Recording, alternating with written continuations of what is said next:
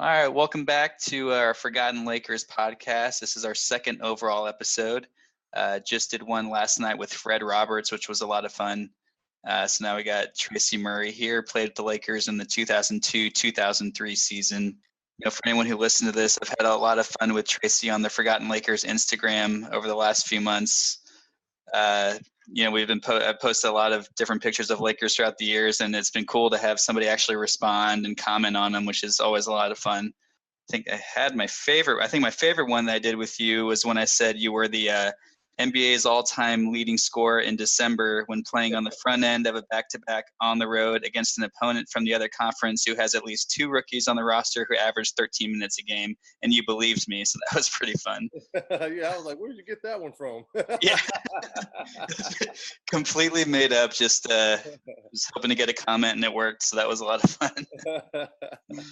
Well, one of the first questions I'm always interested in if I get a chance to talk to a former Laker, former professional basketball player, is how did you fall in love with the game? What led you to pursue it as a career, and when did you realize that you were significantly better than your friends and your teammates, and you thought you might have a future in the game? Well, when I was a baby, my dad used to drag me to the gyms and put me in the corner when I was in a stroller. So I was pretty much in the gym when I was in a stroller.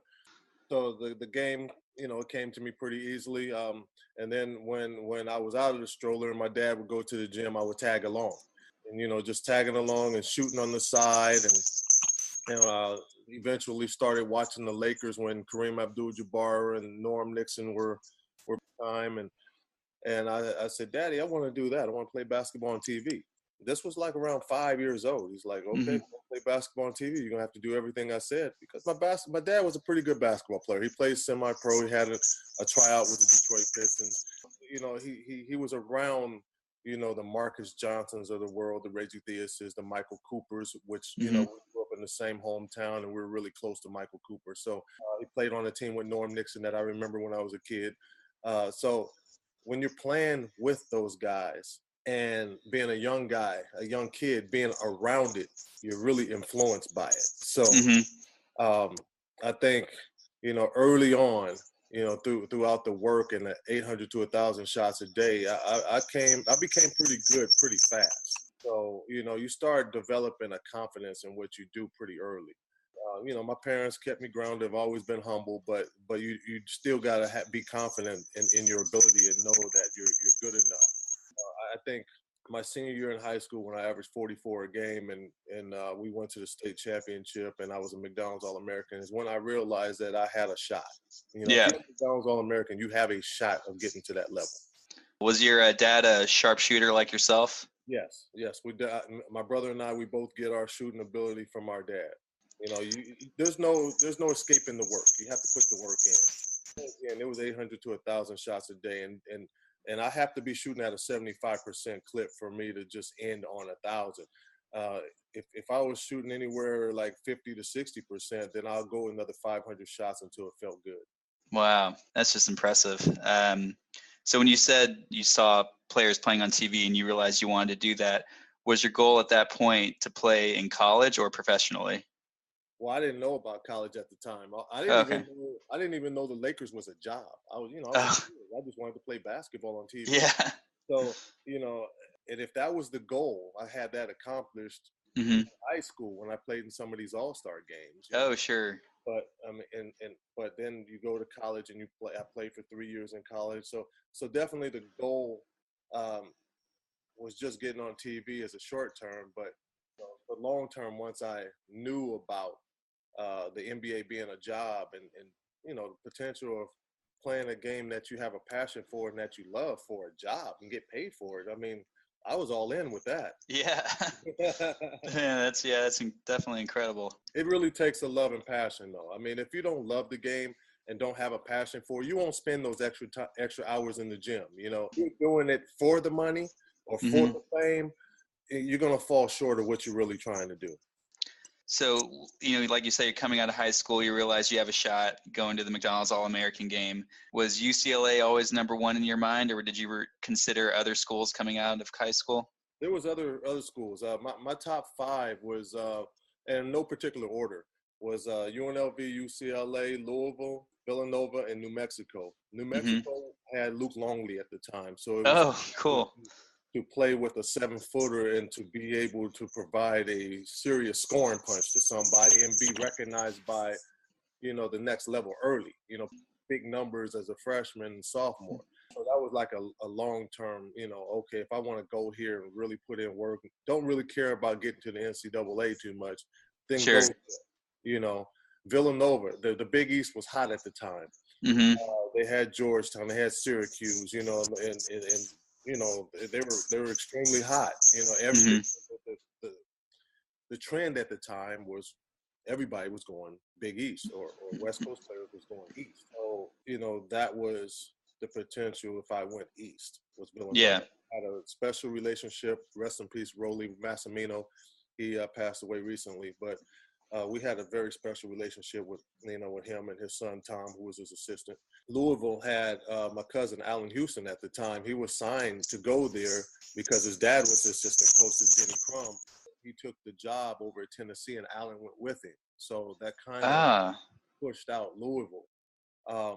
I knew you were cousins with Lamont Murray. I didn't realize you were also cousins with Allen Houston. That's really cool. Yes. I mean, so shooters and scorers running the family. Yeah, that's neat.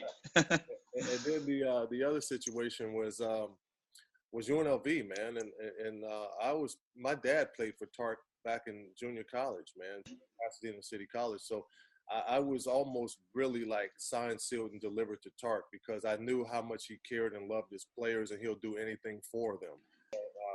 Stacy Augman and I grew up together in Pasadena. And so you would have been with him and Larry Johnson as well? Yes. Yeah. That 91 championship team. And I knew Anderson Hunt, and I knew Greg Anthony. So it's been a great fit for me to go over there and be a shooter amongst all of those great athletes.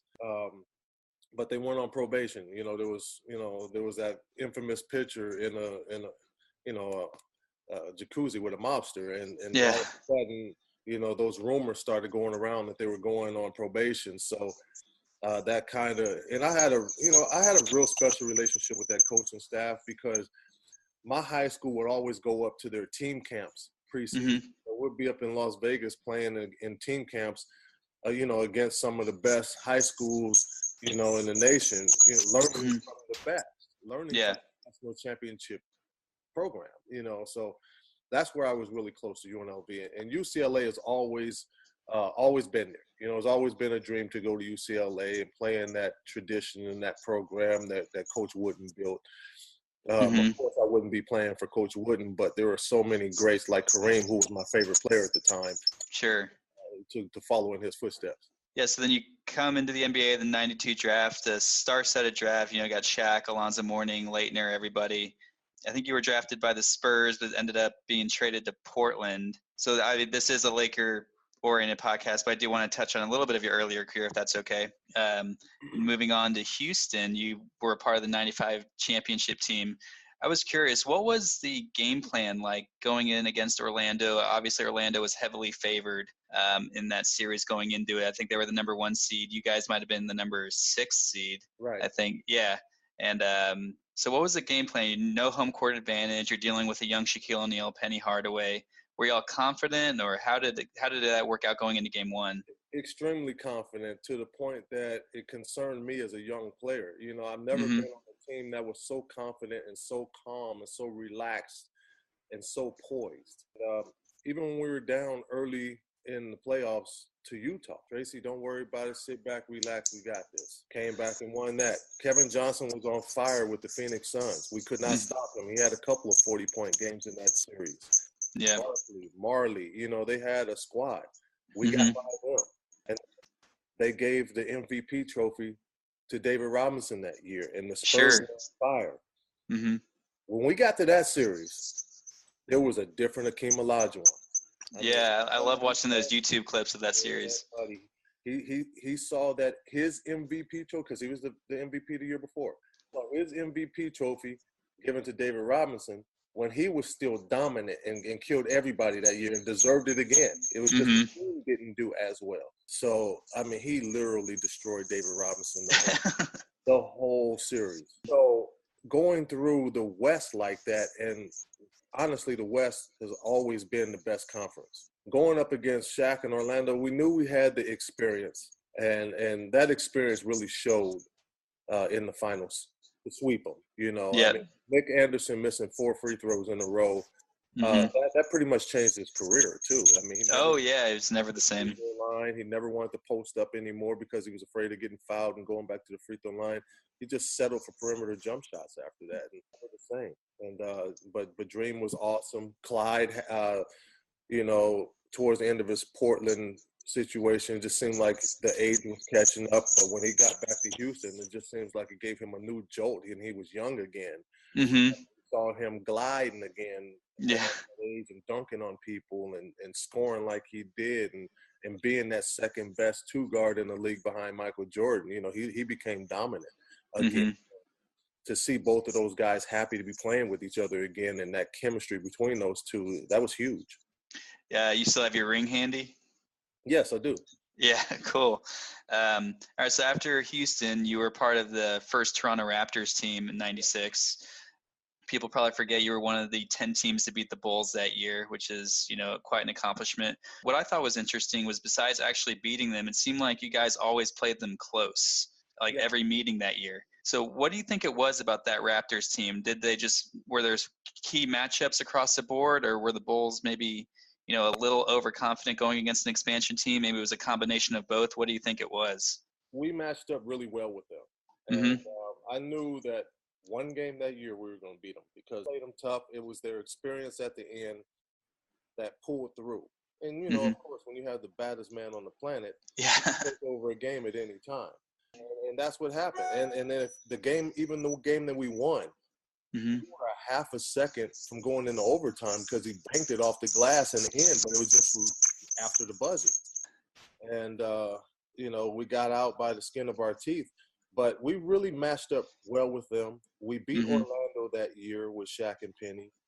We pushed the Lakers really hard when in Magic's comeback, and they had Mm-hmm. Jones and Nick Van Exel and those guys, Eldon Campbell.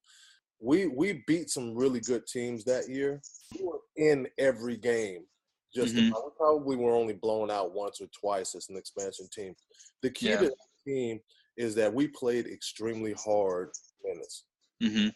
We had an older guy, 36-year-old vet on the team that was out for 2 years with a back surgery named Alvin Robertson. And when you have the oldest guy on the team that played the hardest, fresh off of a back surgery, haven't played in 2 years, and he's playing like he wanted a second chance, most of us on that team needed a second chance. So if this guy is older and he's playing hard, we got to match his intensity. We got to match how hard he's playing. We can't, if you have any type of pride, you never let a guy that's older than you just out hustle you and outwork you. Mm-hmm. So we call him the Raptor to this day because cool. That's the way, we wanted that program and that organization. That was the example of how to play. Then obviously you went to the Wizards, or I guess they were the Bullets at the time. Yes. Yeah, then the Wizards, and you're in the select company of having a 50-point game that you did with the Wizards. What do you remember most about that game? I know it was at Golden State. Some of your key guys were out, like Juwan Howard, Chris Webber. When you think about that game, are there specific plays you remember, specific shots, just a specific feeling? What do you remember most? It's funny you said that. A friend of mine that works on a radio show that I did last night, he sent me the clips last night again, so I was reminded of it again. Oh, cool. Every February 10th, somebody's always bringing it up and saying that it's the anniversary of my 50-point game. So I'm reminded every February 10th of it. Mm-hmm. What I remember clearly about that game was every time I walk into Oakland, the arena over there, I had a 64-point game in there as a state champion in the state championship game. I didn't realize that. We lost, but I'm tied with Rick Barry with one of the highest scoring outputs in that arena. So I had extreme confidence walking up in there, And that night I knew we were shorthanded with Chris and Juwan out. There was going to be plenty of shots. The game was really important to win. and they had guys that were out too. Brian Shaw was out, Bimbo Coles was out. There's a couple other guys that was out that were contributors. And so this was an opportunity to go steal a game, the first game back from All-Star break. So we went out there, and I got off to somewhat of a slow start, but once Strick got going and then I got going, and both of us, we were on fire, and we had a monster night together. Yeah, I'm glad you brought up Rod Strickland. I was going to ask about him. It seems like his name comes up a lot when people talk about the most underrated players of the 90s. So what do you think, or why do you think he's so overlooked? Is it, a lack of, individual success, team success? But, his name's constantly brought up when people talk about underrated players. Well, Strick, he marched to the beat of his own drum. You know what I mean? It's like Strick was going to be Strick, and then maybe he wasn't the company guy that they wanted him to be. Sometimes you can't do the political thing, you know what I mean? Mm-hmm. And sometimes it's just not you. Mm-hmm. As an outstanding basketball player, one of the best guards to ever play in the NBA out of New York City, he is that guy. I mean, I've seen him destroy top 50 guys. I've seen him destroy perennial all-stars. And for him not to be an all-star at any point, it was a travesty. Sure. This dude was he was my teammate for 6.5 years. I had him in Portland when I first got there, and then ended up in Washington for 4 years with him there. Mm-hmm. One of the best guards I've ever played with, one of the best teammates you'll ever have. I really enjoyed my time playing with him. He made the game so much easier. What's he doing now? He was coaching at Kentucky with Calipari, and then he went over and was at, I think it was Florida International for a second with, and then now he's doing some broadcasting stuff right now, and has a podcast that he's doing, and he has a lot of knowledge of the game, and knows a ton, and has coached on the college level for years, so played on the pro level for years, so he has just as much knowledge as we all do, so why not go express it over the microphone? Yeah, that makes sense. All right, so if it's okay with you, I'd like to get on to your season with the Lakers. Okay. How did you find out? I believe it was through a trade that you'd been traded to the Lakers. So, I mean, was that growing up in California? Was it your dream? And like you said, you wanted to play for the Lakers when you were little. So what was that feeling like when you got the word that you'd been traded to the Lakers? Well, I had just worked my way back to Toronto, and I was happy with being back and playing with Vince. And there was a situation where at the end of that season, I pulled myself out early so I can be ready for my last year of the contract. I went and had a arthroscopic hip surgery. I had loose bodies and bone spurs in my right hip, and it was preventing me from being my best on the floor. And so I sat out during the playoffs and everything. But, when you have an arthroscopic hip surgery and it's brand new and only a handful of guys have had it, and being a wing player, they're looking at how difficult, the recovery would be, and that I would never come back to the person that I would be. So the Raptors, they dealt me on draft day, and now I'm on doing the draft show on radio on the Fan 590 up in Toronto. I'm sitting at home on the phone. I'm sitting at home in LA on the phone back there doing the draft show, and I get a call from my agent. I had to step away from the show for a second. I'll patch back in a minute. So I came back on. I said, well, I guess I have to break my own trade. Oh, wow. I said, Kareem Rush and I are going to the Lakers for Lindsey Hunter and Chris Jeffries. So Toronto was, once again, I'm gone. And I want to tell you guys, I love you guys, and I appreciate, you guys embracing Tracy Murray the way you have over the years. And, it was a bittersweet thing. I was happy to be back in Toronto, but I was even happier to be coming home and playing for the Lakers. Oh, I bet.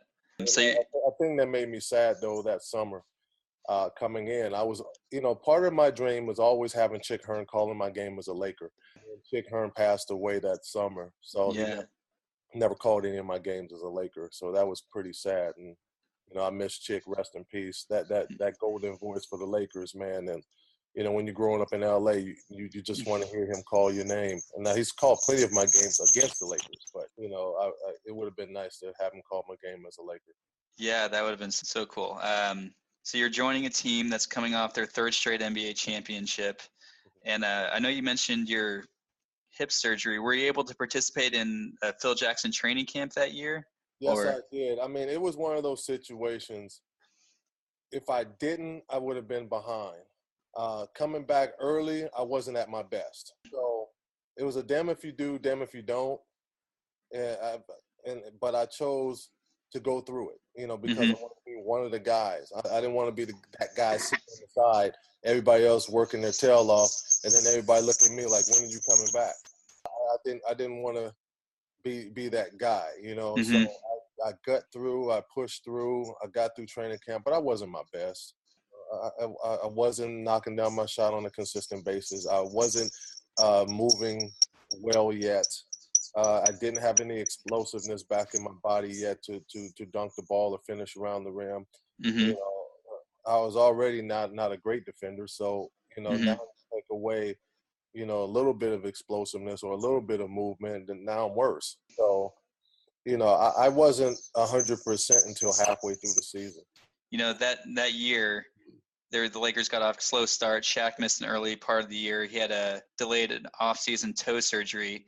Right. I'm a huge Lakers fan. I've read summaries of all of Shaq's seasons and everything, and I've read this quote multiple times where he said if he got hurt on company time, he was going to heal on company time, meaning he delayed his surgery to miss part of training camp. Was that something that was talked about in the locker room? Did the team have an opinion about it, or was it just kind of Shaq being Shaq?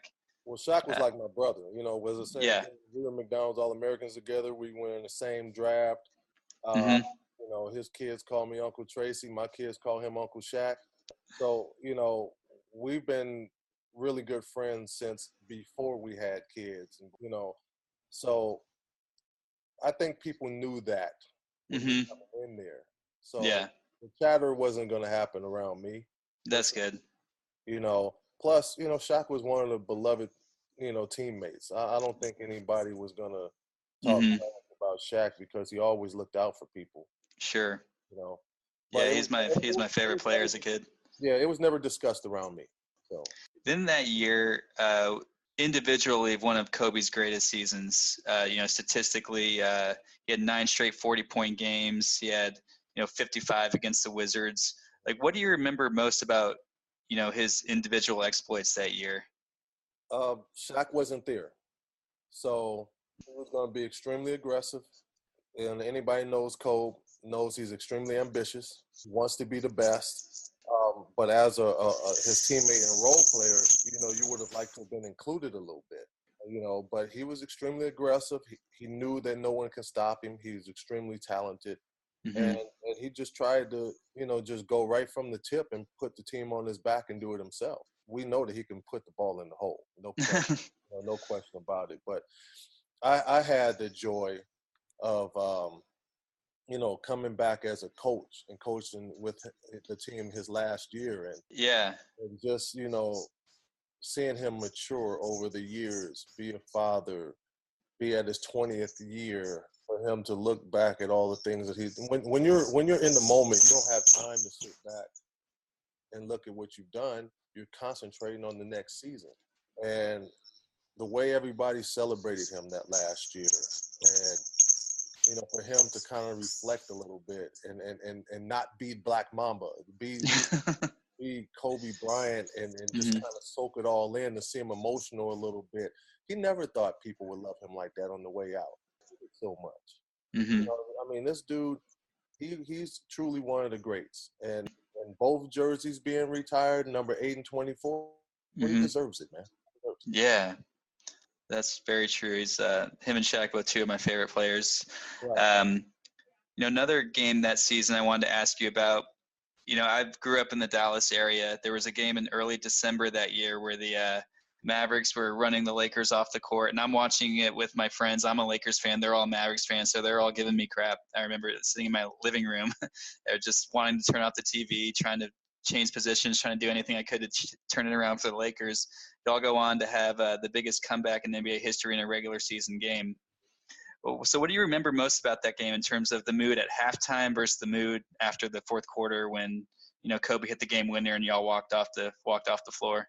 Well, at halftime, it was quiet, and Phil was, ripping us, hey, wake up, have some pride, don't let anybody come do this to you on your own home floor, so we came out in the third quarter, kind of made some runs or whatever, and then it got to the point to where Phil thought the game was over.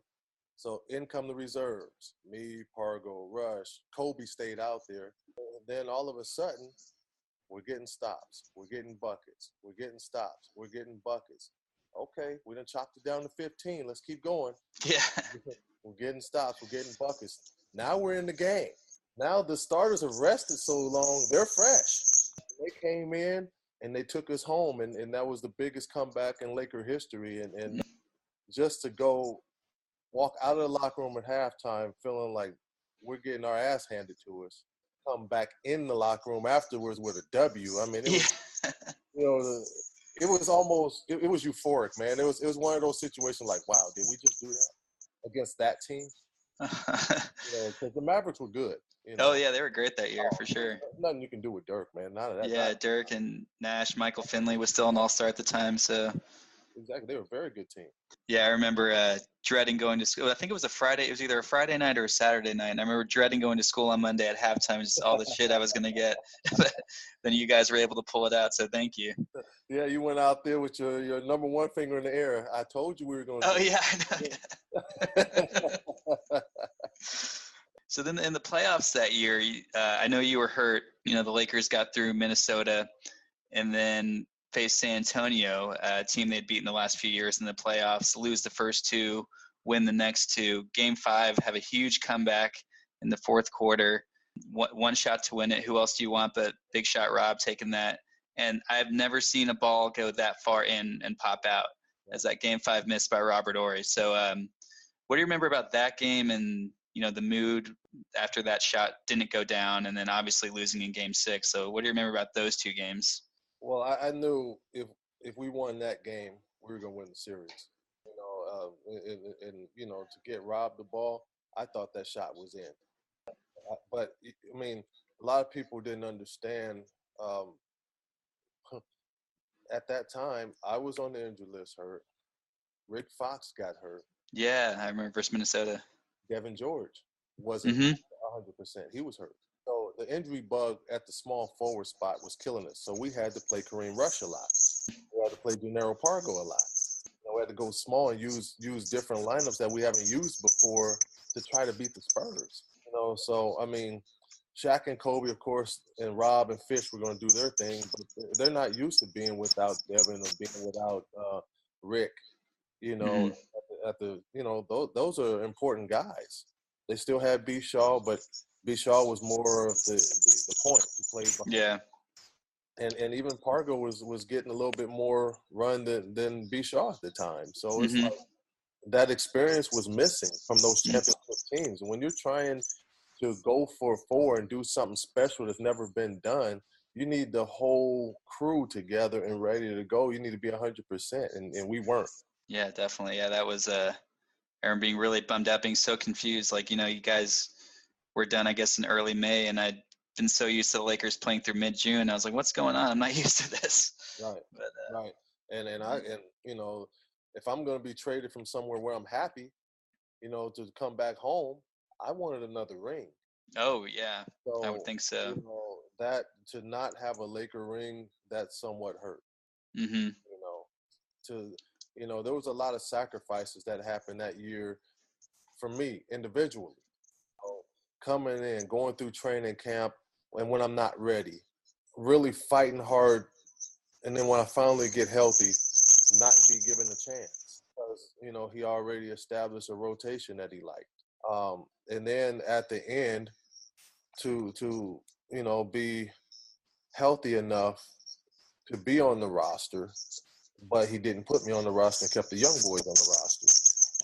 That was Hmm. something, in our exit meeting, he said he wished, he wouldn't have done that. He would have kept me on. He said if Oh, that's interesting. he had to do it all over again, he would have kept me on because of experience. I've Sure. been in the playoffs. I played in playoff games. I played Hmm. against the Bulls and against his team and played extremely well. So it's in me. I have another focus when it comes to playoffs. And it goes all the way back, high school, college. If there's playoffs, my numbers go up. And I was really hurt not to be in a Laker uniform, you know, helping them out when they needed help. But what could I do? Now they have rules where you can take people off an inactive list and put them on. They should call that the Tracy Murray rule because it happened to me twice. Oh, I guess in Houston as well, right? Houston, yeah, I Yeah. actually, turned my ankle the last game, pretty bad, and I think that they didn't think I was going to be ready enough to be ready to go because it was pretty bad. But I was against the Jazz that last game. But whether that was the excuse or not of not putting me on there, I mean, it happened to me twice. So I mean, and they always put the word, the rules under the superstars name, like the Larry Bird exception or Yeah. something like that. It's time to put that rule as the Tracy Murray exception. I need to go on. I need to go out right now out there and start putting that out there. That's the Tracy Murray rule. All You right. it literally happened to me twice where That's interesting. I could have helped.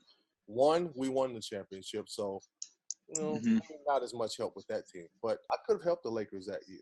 Yeah, I thought so because I mean, another shooter never hurts. Right. Um, You always need guys that can put the ball in the hole, especially during playoff time, because not everybody's used to that pressure. It's one last question for you. So if you, let's say you could go in your prime, have a shooting contest, you and two other guys versus Steph Curry, Klay Thompson, Kyle Korver, who are you picking for your other two guys? Me, Reggie Miller, and Dale Curry. I was thinking one would be Del Curry. I was curious about who else you would pick. I was wondering if it might be Glenn Rice or Reggie, but that's interesting you go with Reggie. I go with the most clutch shooter ever, in my opinion. Reggie is the most clutch. Yeah. I mean, you seen what he did against the Knicks. Yeah. I mean, he's a killer, man. And Dale is one of the most pure shooters I've ever seen. We've all had like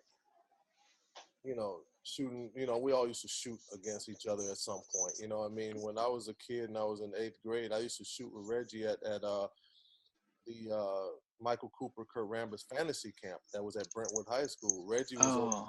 there as a speaker and came over there, and I got to shoot around with him there. I knew Reggie when I was in the 8th grade.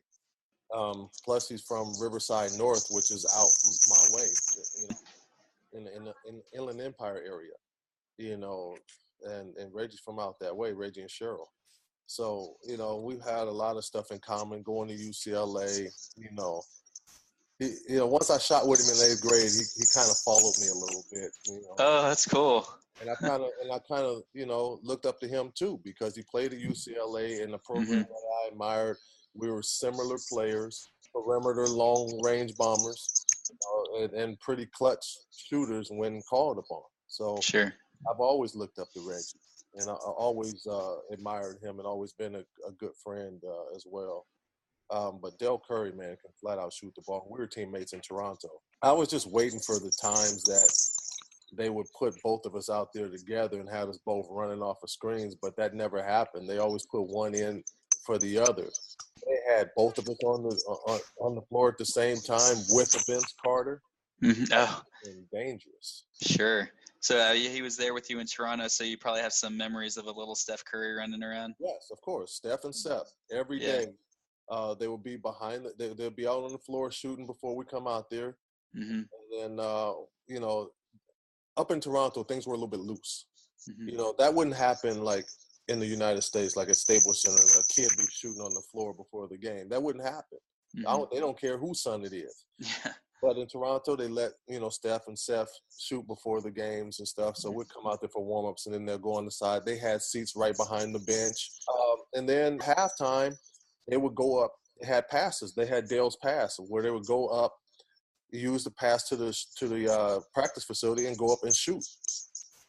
and then Dale would bring them in after practices. You know, the mom would drop them off at the arena, and then they would be training right after our practices. So, yeah, I mean, they were very young. They were getting it in. They were around us all the time. Uh, you can't help but be great or two NBA players if you're around it all the time. Yeah. Your dad is an NBA player. You're around it all the time. You're in the facilities. You know what it takes. So it's no surprise that those two guys are in the NBA and doing well. So are you doing any coaching now? Are you still involved with the Lakers at all? I read like conflicting things online, so I wasn't sure. No, I'm no longer involved with the Lakers. I was only there that 1 year, broadcasting with UCLA for 8 years before that. And the only reason why I left was because I was promised something different than actually happened. So I was very blessed that I was able to go back to the UCLA broadcast and get my old job back. So I'm Great. UCLA. I've been there for a couple years now, and I'm happy to be back, and I'm not going anywhere anymore. You know, Yeah. that experiment is over. Now the coaching fix that I get is I work with a bunch of youngsters in my brother's program. ProdigyAthletic.com is the website. But Prodigy Athletic is our program. And his program, he's been doing it for over 10 years. And it started with just training. And then, we had so many kids that we were training, and we wanted to make sure that they got the proper opportunity to showcase their talents in front of college coaches. So my brother created his AAU teams from that. So all of the kids we train, we put them, in the right situation where they can showcase their talents in front of the coaches with different coaches that we have that are helping out with the training, so they know how to exploit their talents and hide their weaknesses. So I think my brother's doing an excellent job. We don't have any shoe sponsors or nothing like that. We go out there and beat those teams, and and that's how you go and snatch scholarships. If you're guys that are pretty much under the radar, go beat those teams that have the shoe companies and have the special leagues, and you beat those guys that are high up on the radar, then you're going to start getting noticed. Well, that sounds good, like some great work your brother's doing. You must be pretty proud of him. Yes, I am. He's doing Yeah. Well, I don't want to take too much more of your time. I really appreciate this, Tracy. It's been a lot of fun. I'm just trying to get this off the ground. Like I said, you're the second guy I've talked to, so I have a lot of invitations out there, but not too many guys have responded. That's all right, man. Just keep doing what you do. Put it out online, and some people will start coming. Cool. I'm happy that Fred Roberts was the first one. He's a good guy. I played against him when he was on the Lakers. Yeah. So I was with the Raptors. He was on the Lakers. So I'm glad that a couple of guys have responded. But just keep plugging at them, man, and guys will start coming. Yeah, actually, got one reply from Slava Medvedenko. How about saying hello? That's my teammate. Yeah, your old teammate. So he told me he was going to be in LA in late October, and he might be able to make something work then. So I'm crossing my fingers that works out. He's probably is Kobe getting his jersey retired late October? I want to say that's sometime in December, but I could be wrong. Okay. I thought yeah. he was coming out for that. Yeah, it might be. I could be wrong. I thought Kobe's thing was in December, but it might be October. I'll have to check. Okay, yeah, I'm not sure either. I'm gonna try to get to the game for that too, to support it. Yeah, cool. Well, thanks again. Hope everything goes well with UCLA, and I'll talk to you soon on the Forgotten Lakers Instagram account. Definitely. Take care. All right, sounds great. Bye. Bye-bye.